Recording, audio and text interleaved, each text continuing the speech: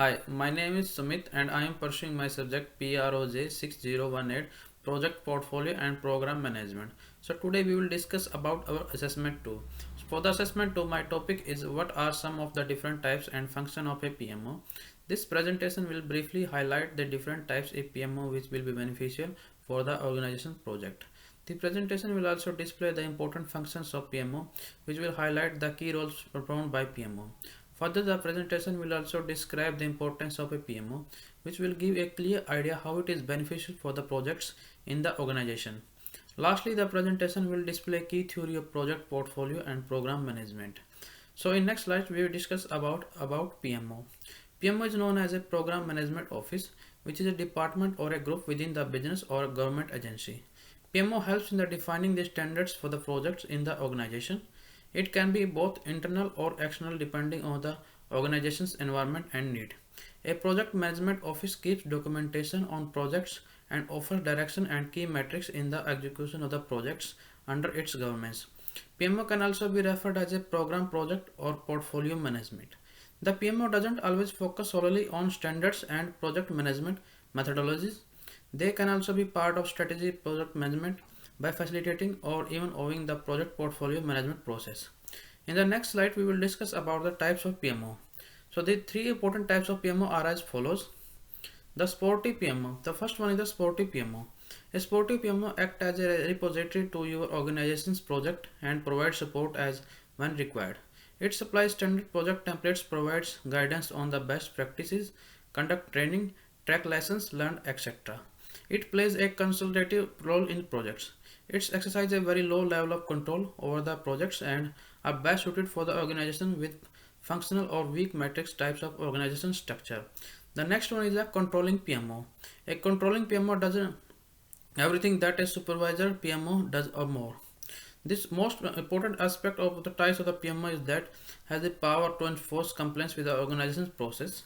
A sporty PMO can only guide and recommend, does not but have to power to enforce compliance across the project. A controlling PMO exercises a moderate level of control over the projects and is best suited for the organizations with balanced matrix types of organization structure. The last one is the directive PMO. As the name indicates, the type of the PMO has the authority to direct projects. It has a very high degree of control or full control over the projects by providing resources and support to manage the project. Project manager is assigned to projects by and report to these types of PMO. Directive PMO helps in the achieving a high level of consistency across the projects because of the single authority and reporting structure. It is best suited for the organization with strong metrics or projectiles of organization structure. In the next slide, we will discuss about the types of PMO. All three types of PMO are important for the organization and also for the project which is undertaken by the company. The sporty PMO generally provides support in the form on demand expertise, templates, best practice across to information and expertise on other projects and the like. This can work in the organization where projects are done successfully in a loosely controlled manner and where additionally control is deemed unnecessary. In organizations where there is a desire to rein in the activities, process, procedures, documentation, and more, a controlling PMO can accomplish that. Not only does the organization provide support, but it is also requires this support be used. This types of beyond control and actually takes over the projects by providing the project management experience and resources to manage the project. The functions, then in the next slides we will discuss about the functions of PMO.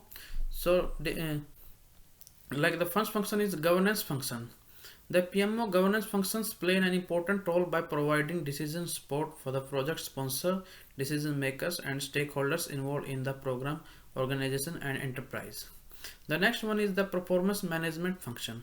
The performance management functions integrates project level status reporting and generating the program level status for executive reviews.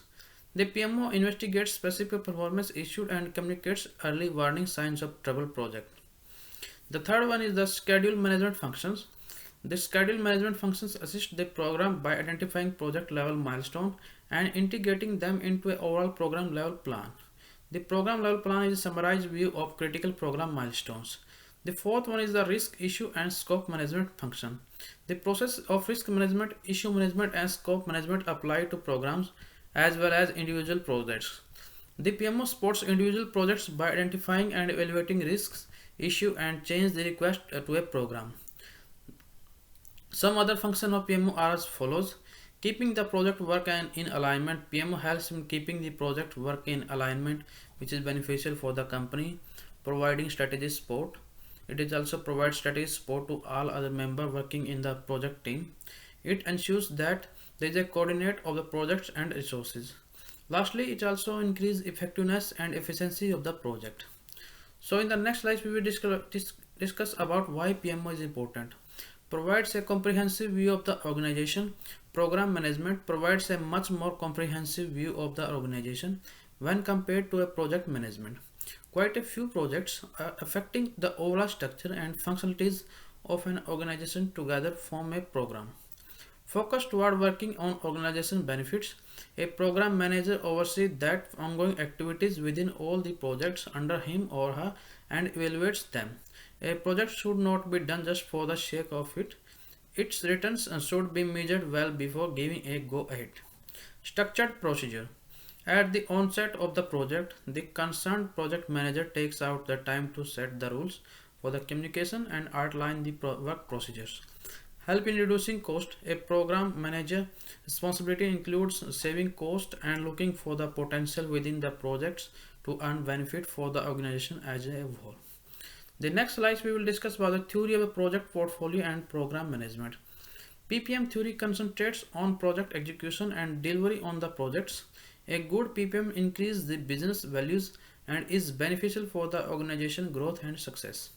The theory of PPM helps in the implementing of different techniques as perspective of the projects. Organization can select right project at right time by implementing the theory of PPM. So in next slide we will discuss about how PMO related to corporate governance.